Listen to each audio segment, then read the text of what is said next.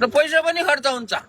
अब यहाँ र्यालीमा आउनु पर्यो होइन, र्याली बनाउनु पर्यो, उफ्रिनु पर्यो, अनि अलि मिठो मिठो पनि खानु पर्यो, पैसा पनि खर्च हुन्छ। त्यो र्यालीमा खर्च गर्ने पैसा बरु कुनै राम्रो काममा लगाउनु होला भन्ने चाहिँ मेरो अनुरोध छ।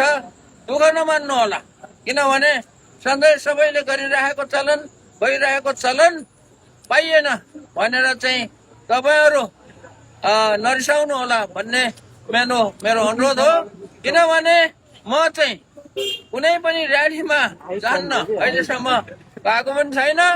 कुनै पनि भोज भतेर रमाइलो गर्ने ठाउँमा म जाँदै जान्न अघि। त्यस कारणले मेरो बानी पनि हो र त्यो गर्ने भनेको चाहिँ के हो भन्दाखेरि समय र पैसाको बर्बादी पनि हो। म चाहिँ समयको सदुपयोग गरेर अनि थोरै जति सकेसम्म थोरै खर्च गरेर काम चलाउने मान्छे हो। त्यसैले र्याली गर्न चाहने दाजुभाइहरू सम्पूर्णलाई चाहिँ ल धन्यवाद छ है।